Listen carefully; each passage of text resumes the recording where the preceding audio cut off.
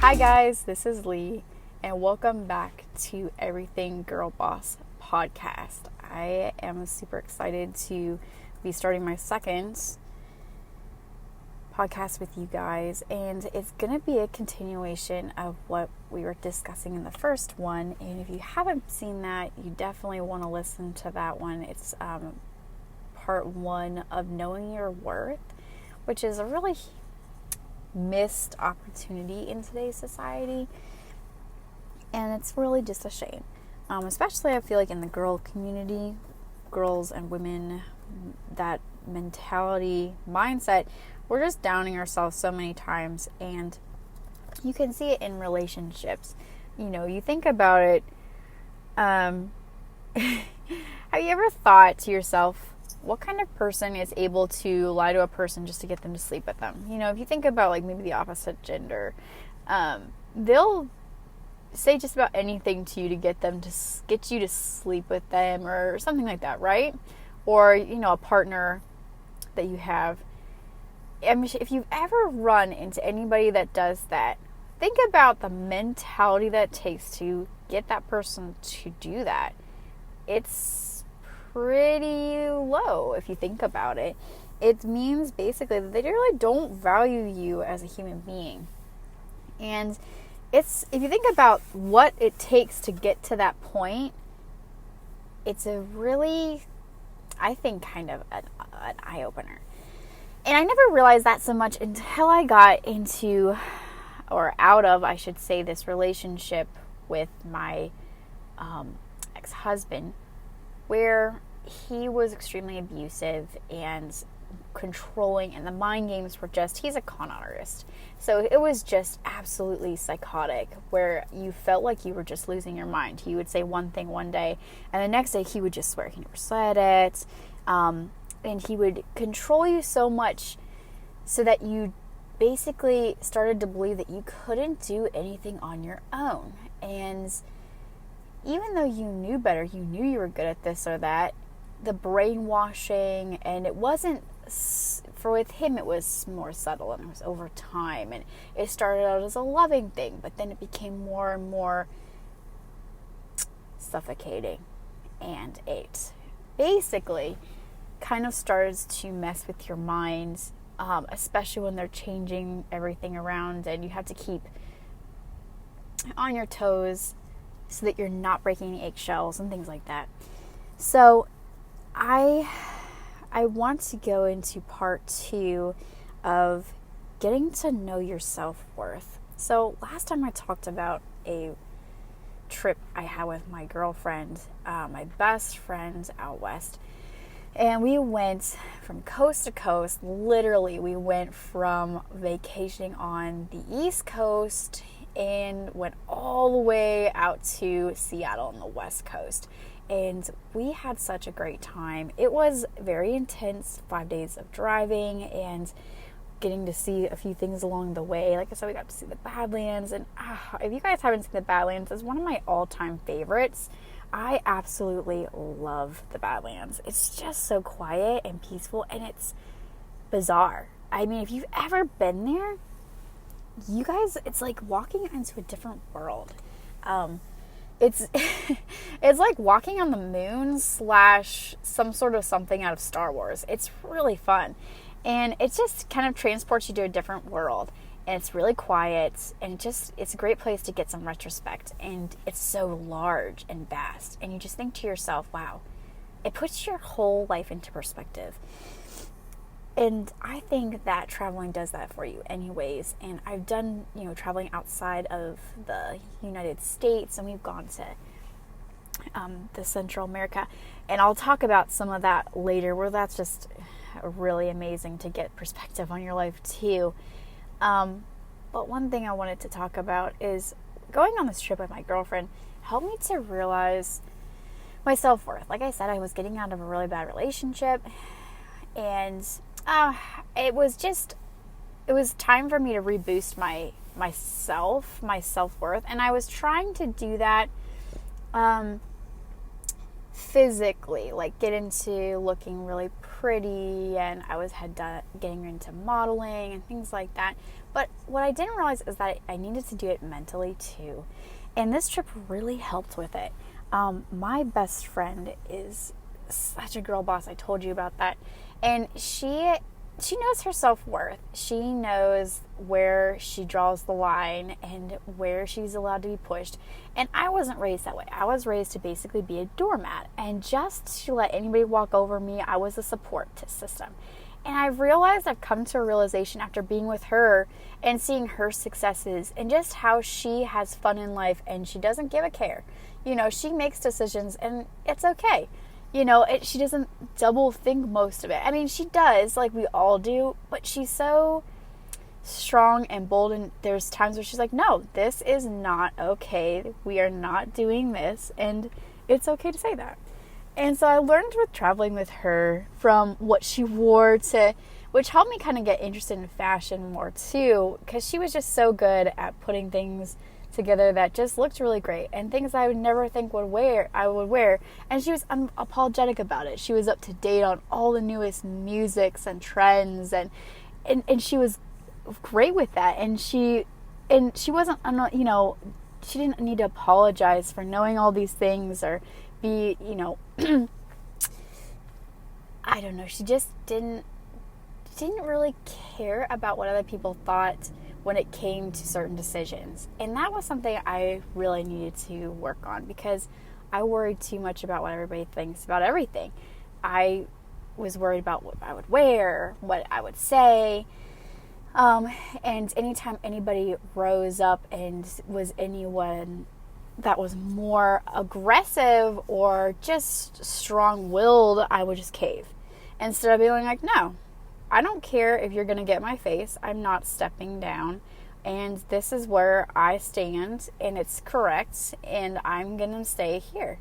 And kind of just realizing that I need to take a stand more. I would in certain things in my life, but it wasn't very often, and it wasn't for my self-worth. It was usually for other people.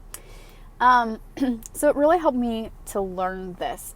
And another trip that I had that really helped me with this was my family went out west, and we were standing on the edge of the Grand Canyon. And like I said, I'm from a huge family. We renovated this ginormous bus. It was an 80-foot school bus, and we turned it into a motor home and went on this really long 5-week trip around the United States.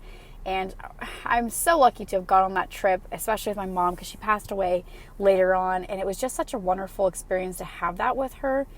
So it just, I don't know, it's just one of those great memories that whenever you lose somebody, you always look for those great memories that you can go back to that kind of help you get through the grief of losing somebody. So anyways, we went to the Badlands, and we also went to, Zion National Park and Craters of the Moon National Park, and we also went to, and I sound like a national park enthusiast, but I'm not. I'm just saying that some of these parks are absolutely amazing. If you guys haven't been there, they're in the United States, so definitely try to go, because it's within distance, and there's so much in the United States that there's so many cool opportunities and places to see things. But anyways, it helps give you perspective. We were standing on the Grand Canyon, and it was when I don't know if you've ever been to the Grand Canyon, but it is one of the largest things I think I've ever. I mean, it's huge. It's humongous. And pictures don't do it justice. I mean, you can fall for minutes going down the side. And I'm saying just don't do that, but I'm saying it can happen. And I thought to myself, wow, I am so small. And when I went to Hollywood years and years later, I realized that same feeling. I walked down Hollywood Boulevard, and I just thought to myself, wow, I am so small. And I realized that everybody thinks that. And everybody's had those moments where they think, you know what, I am really small. Now, some people are born with more of a mentality where they know their self-worth. But we all have those, what I call small moments, where we realize, wow, everybody is this small. And when standing on the edge of the Grand Canyon, I realized everybody is that small. And we all are human beings in a very small, small part of our lives revolve around what we think is so big. But, in reality, we're so small. And it's okay to realize that, because it helps you to realize your value, too. At the same time, I know it sounds like an oxymoron, but it really does, because Knowing your value realizes that it is also knowing knowing your place. And you have to know who you are and to realize that maybe everybody is small at times, and to realize that even though I'm small, I matter and I'm important and I have likes and dislikes and talents that not everybody else has, and I'm not going to stand up for this person who is bad mouthing me or putting me down. I'm not going to stand up for being mistreated.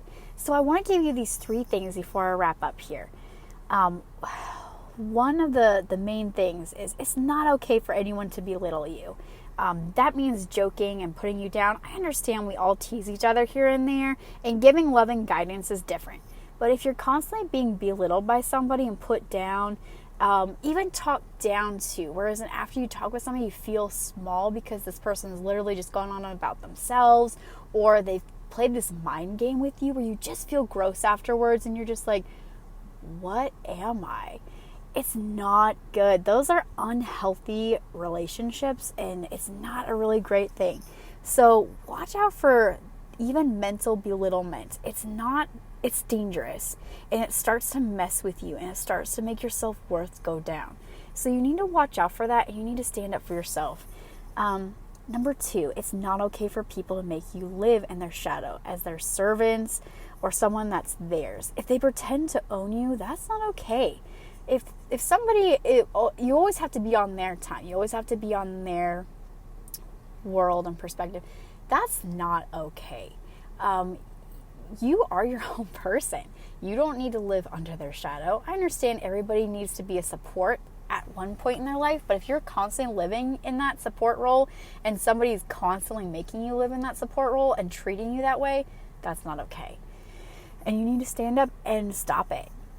Maybe it's leaving that person if they don't understand that they're constantly doing that, or talking to the person, but just to know that and to voice your concerns and your opinions. And that's another thing. That brings you to number 3. You need to know that your opinions matter. And no, we're not all going to be William Shakespeare or Aristotle or anybody like that.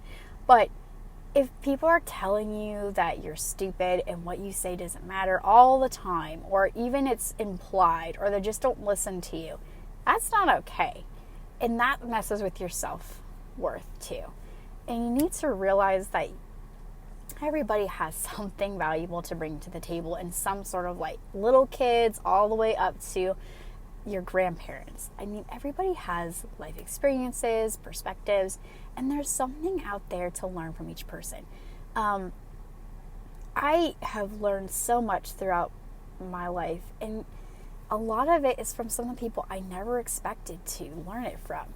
And so I encourage you to learn your self-worth and learn that when you have something that you want to say that's is true and is good, and don't feel bad about saying it, and don't let anybody else put you down for it. And if they do put you down, just realize maybe they're being small-minded, or just realize it's still okay for you to say that.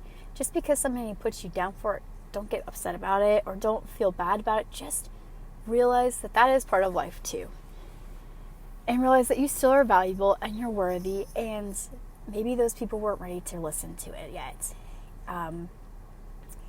So that's just 3 of my big tips that has helped me as I'm getting out of this abusive relationship, and as I've traveled around the world, it's just like going from a doormat person to being someone that knows my self-worth.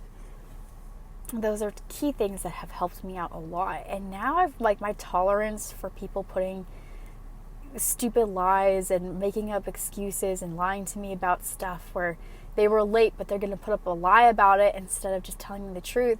I don't mind calling them out on it.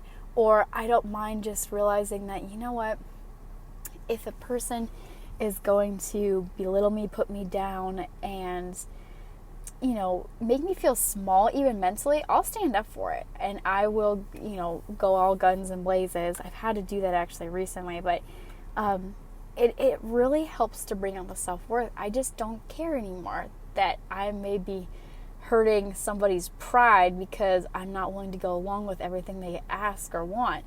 I'm not worried about that. I have realized my value, and I am valuable, and I'm going to stand up for it. And I hope you guys do too. So thanks for joining me. Again, I'm Lee, and continue to listen to my next podcast. I'm really excited about this. This one was a little bit longer than expected, but we're going to be moving on to my next podcast, where we'll be talking about abuse and how to deal with it, and then how to deal with not just abuse, but sorrow and losing loved ones. I know it's a little bit harder of a topic to talk about, but that'll be something that we will continue on in the series. All right, thank you, and have a great last day.